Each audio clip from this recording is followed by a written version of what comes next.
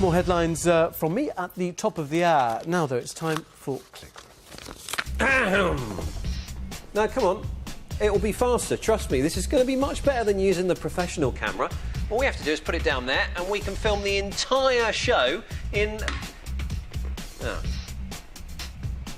Anyone got a tripod?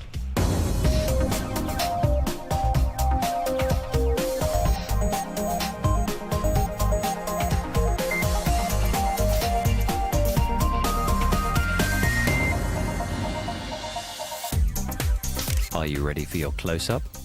This week, Click zooms in on the latest crop of HD camcorders. We've also got the 2-minute wonder that made global TV and bagged its filmmaker a camcorder of his own. And from making your own films to making your own technology, we visit the geeks who create their own tech marvels. And we find a website that helps you build your own video game. Welcome to Click. I'm Spencer Kelly. It wasn't really that long ago that saying the words "I shoot on cinefilm" would have impressed your friends. Say that today and they would stuff you and put you in a museum. Today, home video is more about 720p, 1080i, or, if you're really serious, 1080p. Ian Hardy's been looking at the latest developments which should make almost anything you shoot look crystal clear by default.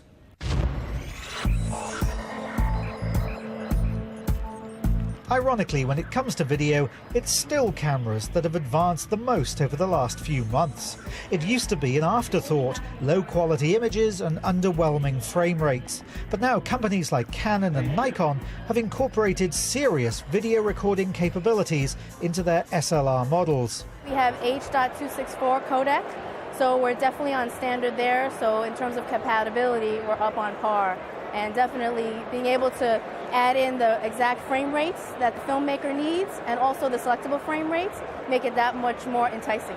The image resolution too is impressive, sometimes equaling dedicated camcorders. Some digital SLRs shoot in the highest available high-definition format, 1080p, giving 1,080 lines of glorious detail. But for consumers, one of the major considerations about filming anything in 1080p is how to store the huge files and watch them back on a big screen. One possibility is recordable Blu-ray, but high-priced burners are far from common. If you're lucky enough to own a camcorder that records 1080p footage, then one of the easiest ways to play it back on a TV set to date has been through something like this, a WD-TV media player. However, there are now video websites where 1080p footage is being accepted. Vimeo has followed in YouTube's footsteps recently by hosting 1080p videos. HDMI connections are now everywhere, and even laptops can stream online video in the highest quality directly to a flat panel. But streaming 1080p video is challenging and might be a service considered ahead of its time.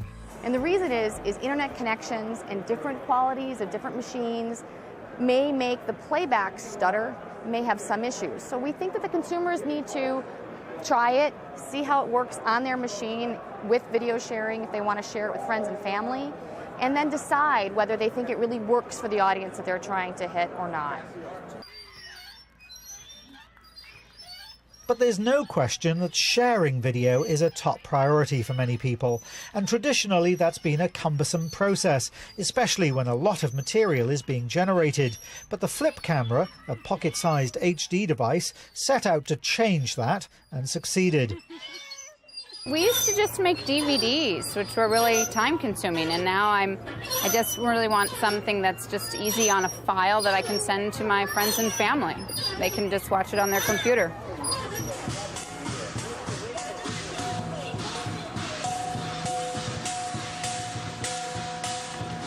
Flip simplified everything so successfully it now outsells even Sony in America. The company avoided tech talk and made it easy to connect, email, upload and move video across a coffee table or a continent with their FlipShare software and website and a wireless set-top box called FlipShare TV.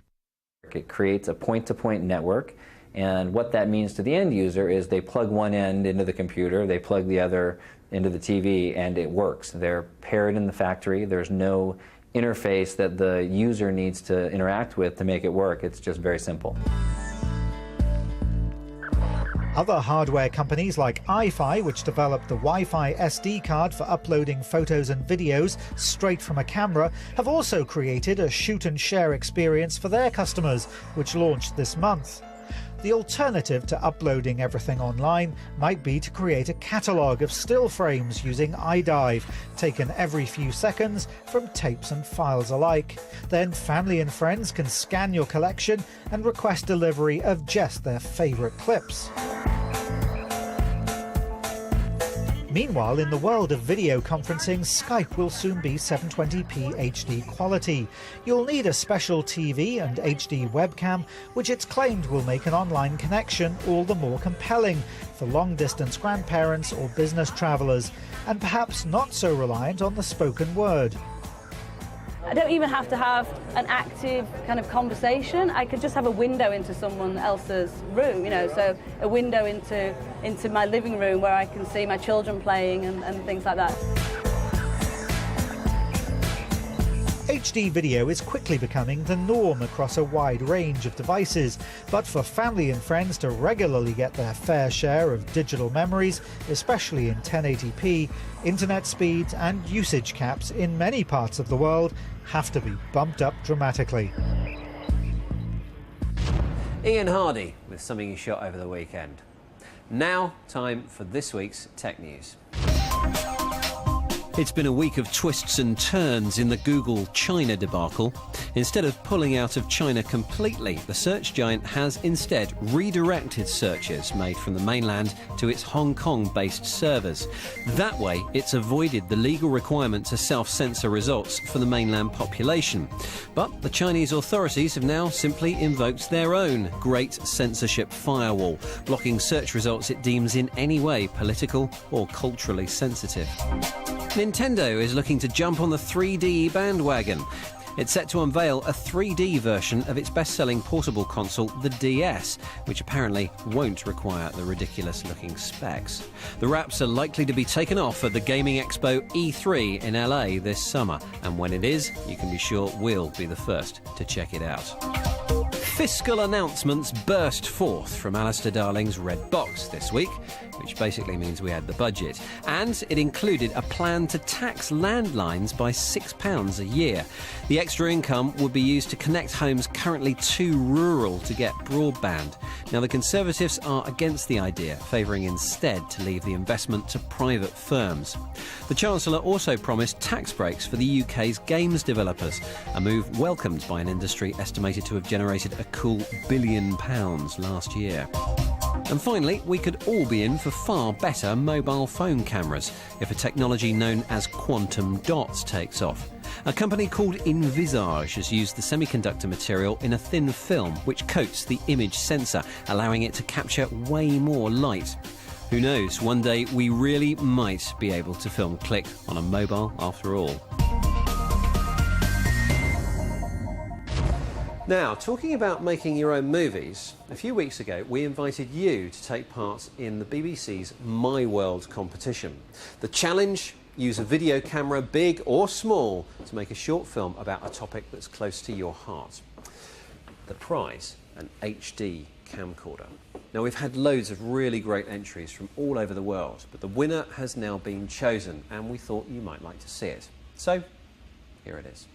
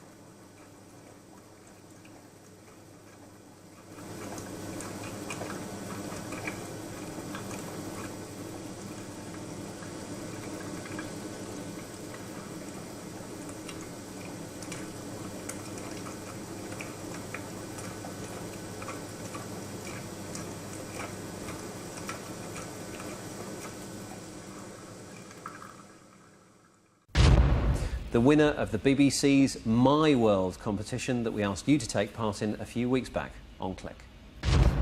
And still to come on Click this week, are you game for a bit of do-it-yourself? We discover the site that helps you to create your own video games.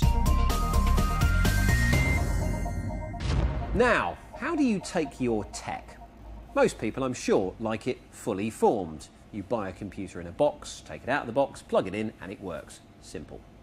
But some of us like to get our hands dirty, tinker under the bonnet, and come up with all kinds of weird and wonderful devices. Well, there's a place for these solder heads, and it's called Maker Faire. It's been big in the US for a few years, and now it's come to the UK.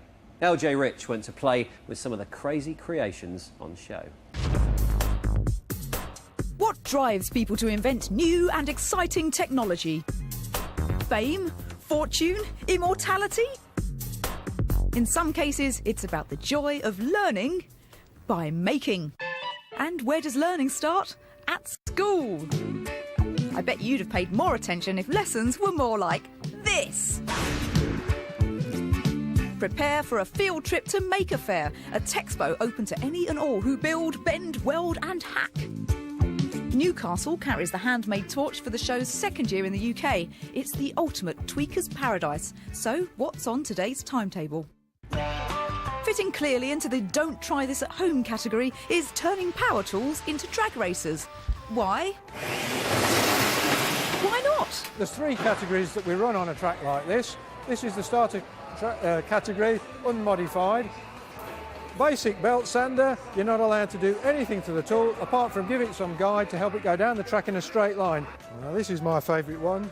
This is in the modified class. It's based on two 4.5-inch angle grinders, and we've put industrial wheels on either end. This has a top speed of mid 20 mile an hour, something like that. Thrown out of Tesco's? Nah, not for shoplifting, nah. But for wearing my pyjamas. And while some students here are clearly heading for detention, others have a bit more ambition, like Rubot here. What a swat. I told you I could do it. Rubot picks up the cube. He has got cameras for eyes. He looks at all the different colours on the cube and the position, and then uses a computer algorithm to try and figure out what the